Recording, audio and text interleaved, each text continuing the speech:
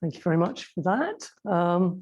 So I'm going to be talking about the Cambridge Buddhist Centre, Who is in Charge, which is a pretty provocative title, actually. And my first reaction when I was told about it was that this isn't going to be a very long talk at all, because my immediate answers were, well, it's certainly not me. And then my second answer was, well, I have no idea. What am I going to talk about? But actually, I only have myself to blame for the title, because when Arthur City first asked me to give a talk about being on the council, he wanted me to talk about why I am on the council of the Buddhist Centre. And I thought, God, that is so... It was horrified, really. I thought, that is just so boring. I mean, that is going to be so dull. Who is going to be interested in wanting to hear about that? Because what it did, it took me back to my school days when we used to have career evenings or career days. I don't know whether you used to have them at your school, but just as you were coming up to decide what subjects to take for O-level, that would be GCSE to the younger people in the room, and A-levels, you'd get wheeled in people from, the outside world to come and tell you about their careers. And so the school would wheeled in this sort of spotty-faced youth who'd come along, fresh out of school, first job, first thing that he's been told to do pretty much, wearing his first suit, which is like 2 sizes too big for him because his mum still expects him to grow into it, kind of thing. And he needs to come along and sort of talk about something like why I am a banker. And everyone goes, oh my God. So after an excruciating hour, both for him, he must be mortified, and for all of us in the audience, I usually reach 2 conclusions. First one was, well, that's an hour of my life I'm never going to get back. And the second one was, I'm never ever going to join a bank. So apologies to any bankers in the room. That was just an example. But I'm hoping this isn't going to be quite as boring as I remember those career evenings were. And I also hope it doesn't have that impact and you don't decide not to come back to the Buddhist Centre ever again. Also, just to set the record straight, I am now in awe of the people that did come and do that, because I now help out with the schools programs in the Buddhist Centre, where we get schools to come in and we give them an introduction to what it's like to be a Buddhist and show them around the centre and stuff like that. Liz is the organiser of that, and I plead with her that can I go with the primary school kids, because I'm absolutely terrified of the secondary school kids. So I am in awe of anyone that actually came along and faced up to doing something like that. So anyway, so that's what the provocative title is all about. And actually, Arthur City has convinced me that there is quite a lot to say about how the centre is run, and actually how that exemplifies the way that we want our Sangha, our community, to work. And it is all about the how, as Amarachandra said. It's how we operate rather than what we do, which is really important. So over the next sort of 30 minutes or so, I'm going to explain how the CBC is run, and also why this might actually be of interest to you. So what I'm going to be covering, I'll tell you what the council is. I'll tell you who is on the council. I will then talk about how the council works, but it's very much an emphasis of how the council works. I am going to then talk about why I am on the council. So you don't get to avoid that title. It's just that I snuck it into other stuff. And then I'll expand it out to talk about the relationship between the council and the Sangha. And then most importantly, what that might mean for you as a member of the Sangha. Why should you care? And, how might it impact the way you come along to the Buddhist Centre? So that's what I'm going to hope to do. So firstly, what is the council? So many of you have probably not even heard of the council, but it's the main governing body of the Cambridge Buddhist Centre.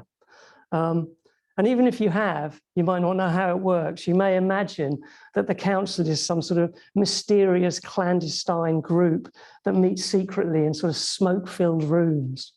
Well, it's not that, I can tell you, mainly because we don't meet in secret. And also, we don't usually meet in smoke-filled rooms unless someone's left some of the incense burning, then obviously we will. So I'm going to describe the council initially in rather formal terms, in sort of using corporate language, because it's an easy way to get across what it actually does. But then I'm going to highlight why it's not that at all. So bear with me. I'm going to talk about why the council is very different to the corporate world, and how it hopefully exemplifies the whole culture of the Sangha and what we're all trying to create together as a community of Buddhists. So coming into sort of corporate speak, officially, the council has legal and also spiritual responsibility for the running of the centre. So in corporate terms, it's effectively the sort of executive board of the Cambridge Buddhist Centre.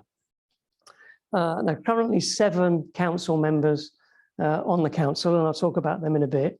And all of us are also trustees of the charity that runs the Cambridge Buddhist Centre. That's called Sri Ratna Cambridge, and that's actually the legal entity of the centre. That's actually, yeah, the legal entity. And collectively and individually, the council carries the spiritual, the legal, and the financial responsibility for the centre as legal trustees of this charity. So if anything goes pear-shaped, effectively the buck stops here. That's really what it is. Specifically, we have legal responsibility for 3 things: to ensure that the charity is run according to its constitution and according to charity law. Secondly, to oversee the financial viability of the charity. And thirdly, to ensure that the centre is being run efficiently and effectively to meet the aims of the charity. And the aims of the Sri Ratna Cambridge charity are primarily based on the advancement of the Buddhist religion. And 2 particular sort of clauses in our constitution that I'd like to highlight. One is an aim is to encourage members and others to live in accordance with the teachings of the Buddha. So what we're up to there is really trying to create conditions that encourage people to grow and develop spiritually. And that's what we see the centre doing. It's there to encourage people to grow in a spiritual Buddhist way. And the second one that I want to highlight is that to use applications of the Buddha's teaching to promote the health and well-being of all. So a big thing in the centre is to try and make Buddhist teachings available to all. And so that's what we're very keen on, is to try and encourage people to come in and catch Buddhism effectively, to be introduced to Buddhism and meditation and transform their lives accordingly. So we have a Transform Your Life course going on at the moment. And I know there's at least one person that's come through that course and is now turning up at Sangha night. So welcome, Adam. So importantly, therefore, as well as the legal and financial side, the council is responsible for the ethical and spiritual values of the centre and the overall spiritual health and vitality of the Sangha. So that's one of the differences. Corporate world don't really have much in the way of spiritual goals. It's all about money and making a fast buck. So that's the formal definition of the council, but how does that relate to the day-to-day running of the centre? Because of course we also have the centre team, which is led by a biomati, and that's the one that's much more visible to people if they actually come to the centre, because they're here every day, you know, making sure that everything runs. Well, again, in corporate terms, you can think of the council as being responsible for setting the strategy and the direction of the centre. And then the centre team is responsible for the day-to-day operations that actually make this strategy happen. So the council sets the strategic direction, and with the centre team executing, they then execute the decisions of the council. So it's the centre team's primary responsibility is the day-to-day running of the centre. And the council's responsibility is a bit more high level, if you like, stepping back and seeing that everything is running smoothly and we are actually meeting the aims of the charity. So the council shouldn't get involved in this in the daily operations, and largely doesn't, to be fair. Rather, we're there to oversee the overall direction and make sure everything's running smoothly, and then also to make sure that the centre team have whatever resources they need and support they need to actually make the plans happen. And we'll be hearing, as Amrachandra said, we'll be hearing more about the operations and the challenges of the centre team at Sangha night next week, when I think Abhayamati, who's the centre manager, is going to be interviewed by Liz, who's the facilities manager. So two of the centre team will be talking about what they get up to. And no doubt they'll be contradicting what I've just said and saying, well, that's not how it works at all. Clearly, though, one of the things that there needs to be quite a lot of trust and communication between the council and the centre team. And for this to happen, the council really needs to be in touch with activities within the centre without trying to micromanage them, which is, it's quite a tricky balance to find. And then equally, the centre team needs to be pretty honest in terms of reporting back, saying where the challenges are and being open to accepting critique or challenges or recommendations for the way things might need to change. And to achieve that, we actually have a crossover of people. So even if the responsibilities are clearly demarcated, we do have people that sit on both organisations. So Abaya Mati, as the centre manager, also comes to all of our council meetings. He's actually a guest rather than a trustee, but he's a very valued member of the council and contributes fully to our meetings. And also the Mitra conveners, so Amrachandra and Arta Siddhi, they are on the council, they are trustees of the charity, but they're also members of the centre team with day-to-day responsibilities for working with the centre and making sure that the Mitras are looked after. So that's how we're doing it. So who is actually currently on the council? I thought I'd talk about that next. And I've mentioned it before, there's currently 7 of us, unless I've forgotten anybody, in which case I'm going to be mortified, but I've checked and double checked. So there are actually 3 council posts which we're mandated to have as part of our constitution. So I'll talk about those first. So the first one of those is the chair. So currently that is Arta Priya, who has just very nobly stepped in as interim chair whilst we search for a permanent replacement for Vidya Saki, who had to leave at the end of last year. So fundamentally, he's the boss. Actually, it doesn't quite work like that. I just need to say that because he's my private preceptor. He's promised he's going to be watching this. So I have to say, yeah, Arta Priya, you're the boss. Actually, ultimately, in all honesty, the chair does have the final responsibility. The buck does finally stop at the chair. But as I'll explain later, it doesn't really quite work like that. It's much more of a collective. The second council post that we have is secretary. And we have the inimitable Samudra Ghosha, who's online, running the online thing tonight. Samudra Ghosha, for those that know him, he's just the most organised and insightful man you can ever meet. So his role really is just to keep us all in order and make sure that we don't forget things and that we do actually meet all the legal responsibilities. And you couldn't have a better man to be secretary of the council. So Sadhu Samudra Ghosha. And then thirdly is the treasurer, which just happens to be me. Yeah, rah. I have no great skills in this area, I have to say. It's more that I was just the slowest to step backwards when we were looking for a volunteer to be the next treasurer.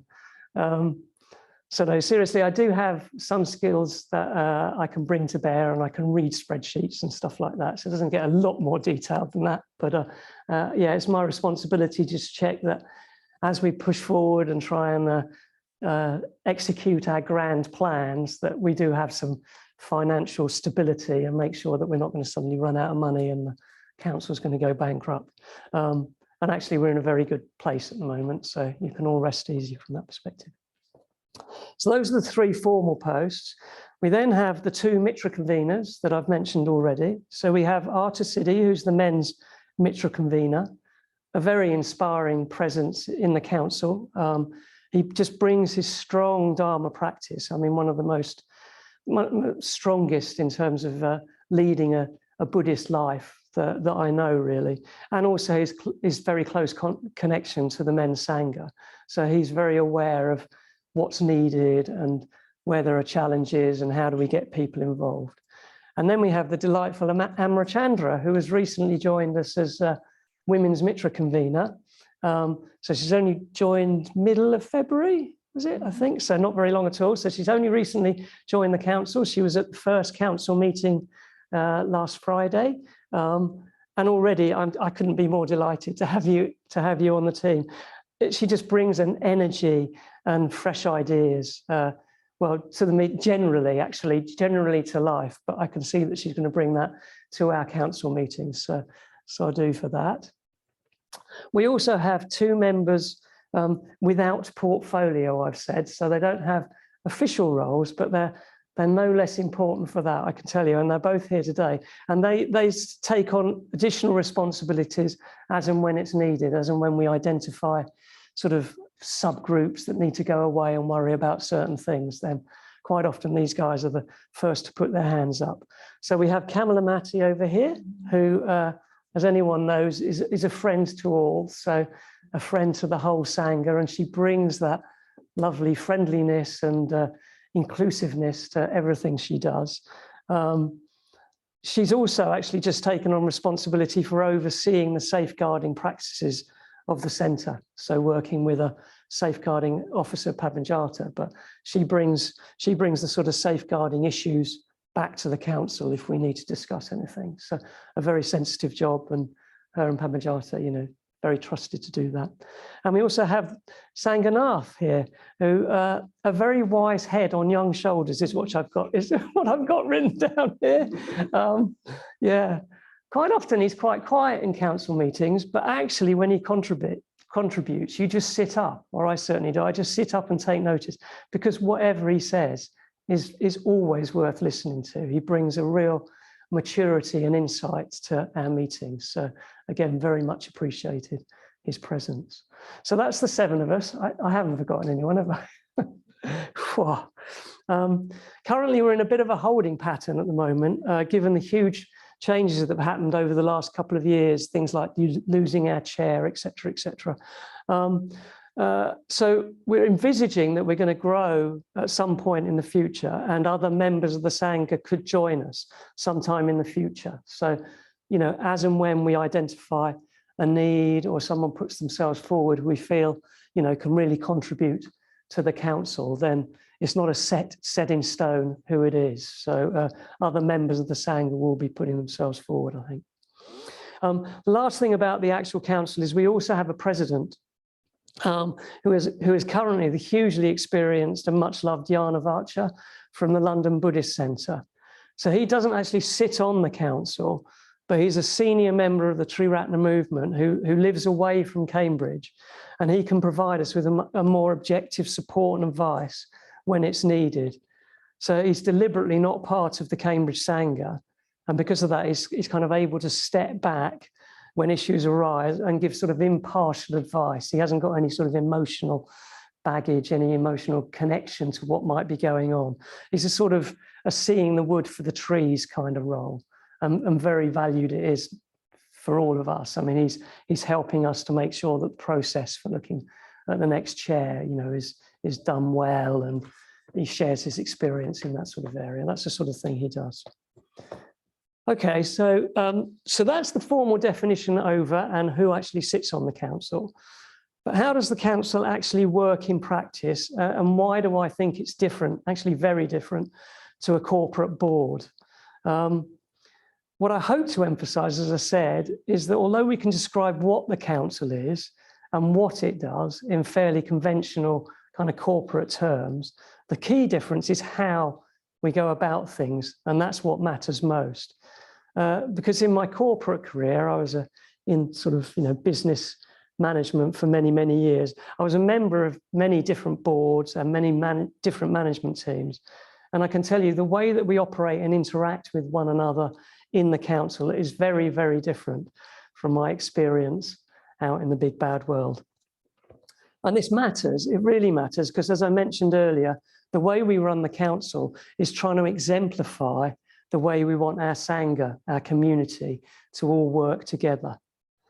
So to just unpack that a little bit, firstly, it's very key to point out that there's nothing special about council members.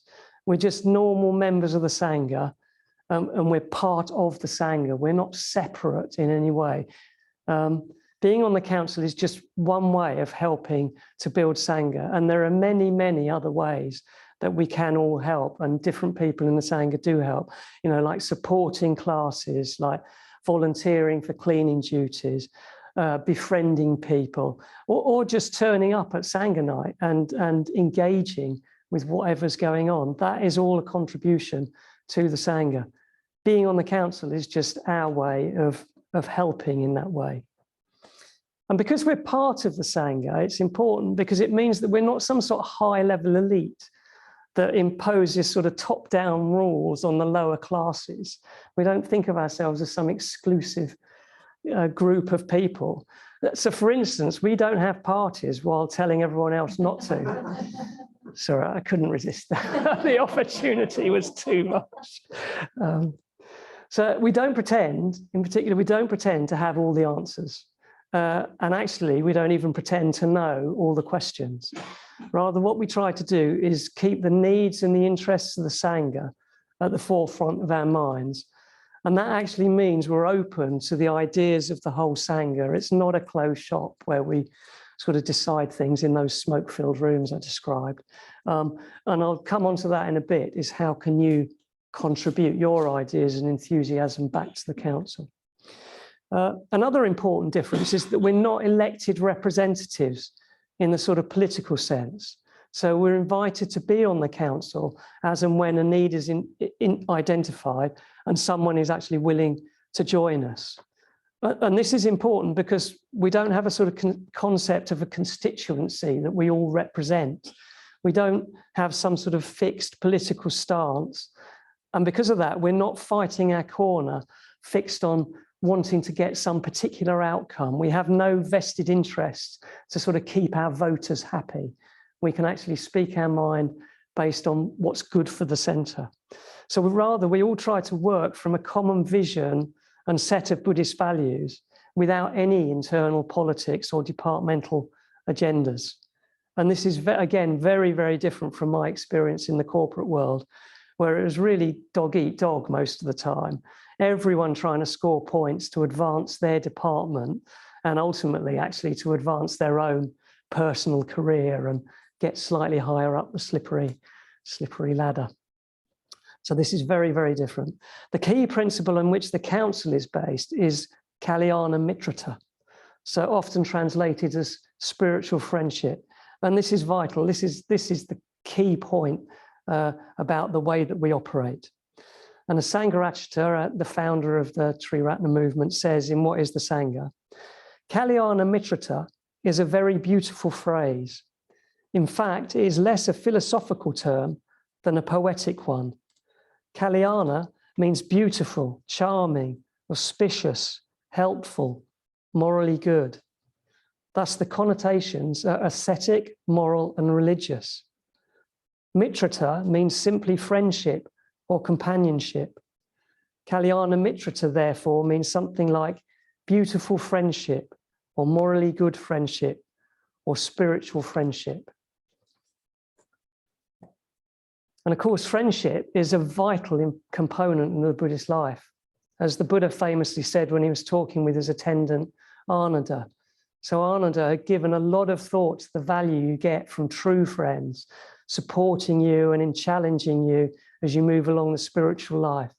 And Ananda suggested that friendship was half of the spiritual life. He was very pleased with himself, but I thought about it. Friendship is half the spiritual life, at which point the Buddha said, I do actually pity Ananda because he got a lot of grief from the Buddha. Not so, Ananda, not so, Ananda. This is the entire holy life, Ananda. That is good friendship, good companionship, good comradeship. When a bhikkhu, which is a monk, has a good friend, a good companion, a good comrade, it is to be expected that he will develop and cultivate the noble eightfold path. So Kalyana Mitrata is central to the Buddhist life. And we aim to operate on an ethos based on this Kalyana Mitrata between the council members. So we've developed really true friendships so that we have real trust and communication, and that is continuing to grow within the council. We're trying to develop this sort of deeper level of relationship, understanding, listening, and communication. So in many ways, we're trying to exemplify the 360-degree Kalyana Mitrata that we'd like to see manifested throughout the wider Sangha. So it's 360 because you look up to people that are more experienced. You show respect for people that are more experienced in whatever field that might be.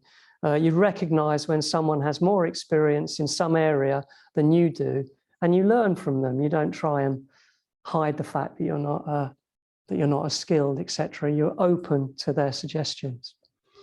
Second one is collaboration with peers, so at sort of horizontal level. So you try and work very closely with others to work out a common solution that is agreed with everybody. You don't have some vested interest in a particular outcome. Again, you're very open to what everyone brings to the table, and you try and reach consensus. And then the third area, which is support for those less experienced, is that you try and share your own knowledge and experience for the benefit of all. And that's very different from the corporate world, where often if you've got some sort of knowledge or experience, then you guard that as a position of power. That's something that you can have over somebody else and you can score points. That happens in the corporate world. It doesn't happen in the council. We're very open in terms of sharing the experience and the knowledge that we've got. So we aim to work from an ethos of very positive engagement based on active listening, respect, trust, and common values which come from our shared Buddhist life. The council works as an open forum where we're all encouraged to make suggestions and ask questions in a very supportive environment. And our only aim really is to ensure that the centre is moving in the right direction and that we're supporting the chair as best we can to make the best possible decisions. So we're not trying to get our own way. We're just trying to make sure that the centre and the Sangha grows in the most effective way possible. As I said, this is very different from my experience of other organisational structures, where there are all these sort of departmental hierarchies and internal politics and strategies to get what you want out of the situation, often regardless of the common good, often actually forgetting the fact that, you know, they're all working for the same company and just trying to score points on one another. Instead, what we try to do is operate from the love mode, not the power mode. And as Sangha says in the 10 pillars, by its very nature, as a free association of individuals sharing certain common goals, the spiritual community is based on the love mode. So again, we're trying to exemplify what we hope is apparent within our Sangha. We're trying to create an environment that allows individuals to emerge and flourish. And the disagreements, when we do have them, are at a different level because we're not trying to score points. We respect other people's points of view. We try not to be defensive, not always successfully, but we try not to be successful. And we don't try to win the argument. We do try and reach a consensus. So the council tries to work cooperatively and decisions are made consensually whenever possible. And in the year and a half that I've been on the council, that has always been the case, actually. We've always reached a consensus, even in some, where there's been some very difficult decisions to be made. And because of this, there is a very limited hierarchy. Ultimately, as I said earlier, the chair is kind of the boss. He is the one that will make that final decision, but hopefully based on consensus. So if he has to force a decision just because of his position as chair, then to some extent we've all failed. We've all failed to reach a level of agreement that supports the chair. And as I say, that hasn't actually happened to my knowledge certainly since I've been on the council. So having described how we all work together, I'm now going to tell you why I decided to join the council, because that was supposed to be the topic. And when I thought about this talk, I realized that actually my motivation could be captured by what's called the 4 Samgara Vastus. I struggle with that, the 4 Samgara Vastus. They're sometimes translated as the 4 means of unification, and they are the 4 skillful means that a bodhisattva uses to build a Sangha. So I'm not making any claims to be a bodhisattva. You can rest easy, and on that score, although, you know, one of the aims of spiritual life is that you can actually act as if you were a bodhisattva. That's quite a good way of thinking about things. So I'm not that, but I do see being on the council as part of my spiritual practice. So I don't see it as a job. It is part of my spiritual practice. And as such, the 4 Samgravastus describe 4 ways I can help that sort of bring together and sustain a healthy community. And as such, I think they're a useful framework at a much more mundane level than the Bodhisattva to look at why I chose to be on the council. So the first of these 4 is generosity, or dana. So there is a certain altruistic element to serving on the council, to being able to help a cause that I feel passionately about, as Amrachandra suggested earlier. None of us are being paid for being on the council. We do it because we want to help. And I serve on it because I truly believe that the centre and our Sangha can be a real shining light to the world. So that's one of my motivations. The other side of it is that it's a motivation that's based on gratitude, a recognition of how much I've benefited over the years from being part of the Sangha, and how that was made possible by the efforts of others, keeping the Sangha going and keeping the Sangha thriving. So this is just a way really of me giving something back to the centre that's given me so much. So that's the first, generosity. The second one is beneficial activity. So this is really because I have certain skills, I can actually help in a beneficial way. So through my career in business, I have built up experience of leading and running businesses. And I hope that in some small way, I can share that knowledge for the benefit of the centre. So I kind of have organisational and commercial skills that are useful for the running of the council and are fairly rare in the Buddhist world, actually. So that's the main reason, actually, I am a treasurer. I can take a closer look at the financial implications of the decisions we make and make sure that, you know, it is a viable thing. It's a much more noble cause than when I worked just to pay off my mortgage, which was my previous motivation for working in this sort of field. And one of the reasons is because I strongly believe in making the Dharma available to everybody. So one of the great things that's happened since I've become treasurer is that we've managed to establish the Dharma economy, which I'm just immensely proud of, that we as the Sangha can operate on a basis of generosity and Dharma based on donations rather than charges, so that it makes it available to a much wider audience. So the third of the Samgravastus is kindly speech. So I said that being on the council is a spiritual practice, and this is where, for me, the rubber really hits the floor. Because in my corporate career, I was used to a very hierarchical sort of power structure. And often I was the boss, so I was just used to telling people what to do. Not that I hope I wasn't rude, and I hope I wasn't bullying in any sense, at least I hope not. But I did expect things to get done, and I expected them to get done in my way. So the council is very different in the way we operate, and it's a learning curve for me, where we try as best we can to reach this consensus that I talked about on all the decisions that we make. We really try to listen to alternative points of view and understand different people's perspective. And that takes a lot of listening and rather less talking. Not something that always comes naturally to me in a meeting. And as my old mum used to say, she used to say, you have one mouth and two ears for a reason. So it's a learning curve. Okay. So the fourth and finally the last Samgravastus, I wish I hadn't used this framework now, Samgravastus, is exemplification. And as I've said, we operate in a spirit of Kalyana Mitrata that we hope exemplifies the way that the whole Sangha should operate. So being on the council is a spiritual practice. We don't always get it right, and different parts of yourselves are often really challenged. But we try to let go of our fixed views and work collaboratively with everyone else on the council. I also think that exemplification means taking personal responsibility. That's something else that came up when I was thinking about this. As Gandhi put it, to be the change you want to see in the world. And that's what we're trying to do in exemplifying that change of way of working. But it also brings me on to what this means for the Sangha. What are we trying to exemplify? And what does that mean for all you guys in the Sangha?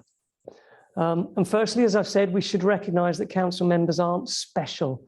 There isn't a them and an us. The council is hopefully this exemplar for how the Sangha can operate, that creates this culture of Kalyana Mitrata, working together to build this community that we can be proud of, that's based on friendship and trust. So ultimately, it's your Sangha. It's everyone on this call. It's everyone in the Sangha. And we should all be working together collectively to make it the community that we really want to belong to.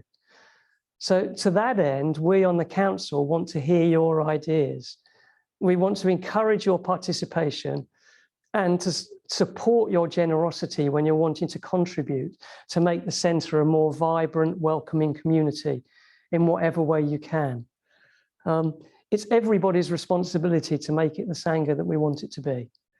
The council and the centre team aren't here to entertain or educate you. The centre is not a theatre, although obviously it is if you're in the other room. It's not a theatre which puts on shows for the entertainment of the Sangha.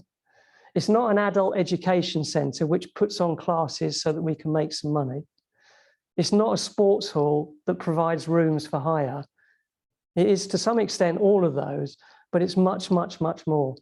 So the Sangha is a spiritual community of individuals, and we all need to take responsibility for helping it to grow and thrive.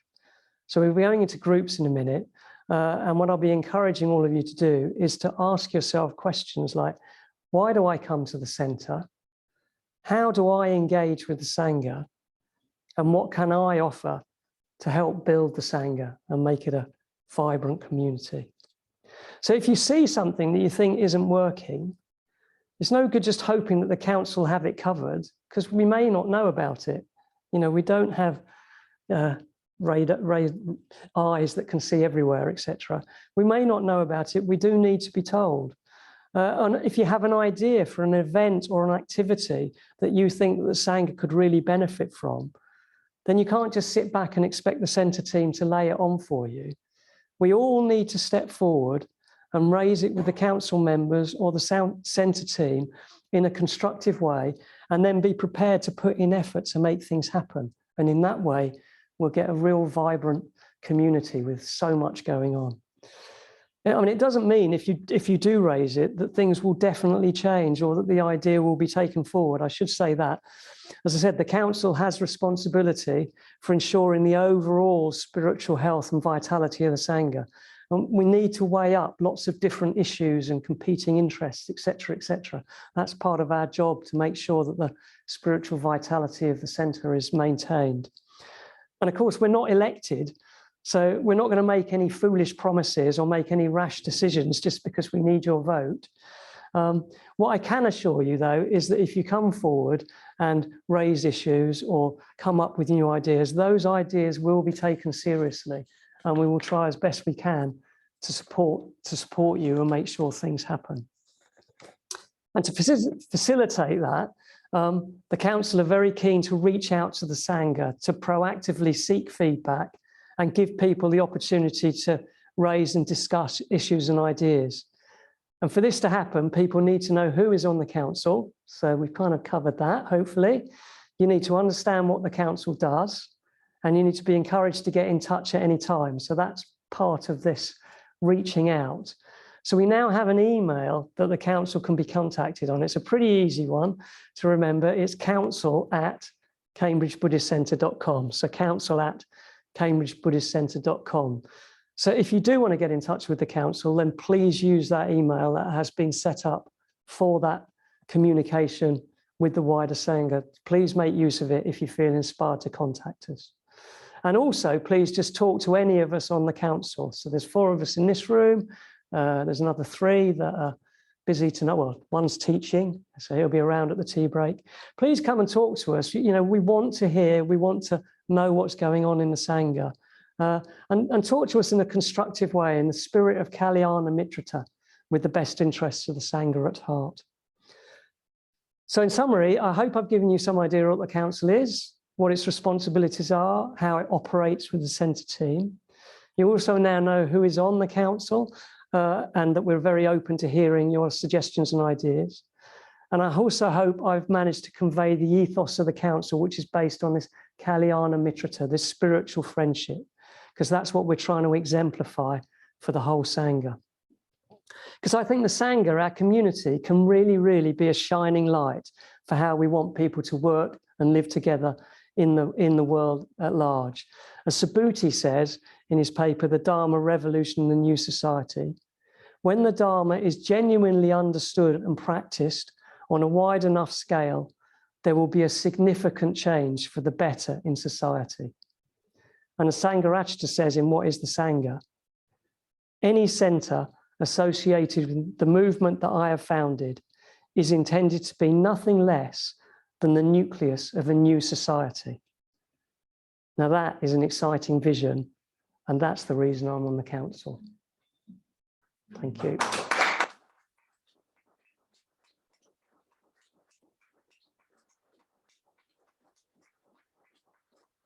Thank you. Oh my God, that was so great. I really loved that. You know, once you started talking about the how, I was just completely immersed. And it did feel, you know, I was really like, oh, I just joined the council. So it was a really good explanation of, you know, what the council is. And I love the idea of 360 degrees of Kalyana Mitrata. That's really fab. I think it is a real chat. I hadn't sort of thought about it until you were mentioning it. You know, we don't vote on things in the council. We talk about things and we listen to each other, just as you were sort of saying. And then decisions will come out of that. Nothing's voted on. It's about how do we understand each other. It can be a bit slow, but actually, you know, it can. It brings people together and everyone sort of comes on board with it. And when I sat around at my first council meeting the other day, I looked around, I thought, these are great people. I can be, you know, I'll be friends with these people. And it's not just through cups of tea. We've got a project to work on. We've got something to work on together, you know, and we can extend that out. This whole project of the Cambridge Buddhist Centre is a project that we all have to work on together. So I really just thought you really brought it alive. Something that could have been a bit boring, hopefully. But it wasn't. I was completely immersed. Yeah, thanks so much, Sarvajit. Thank you again. Thank you. I have questions.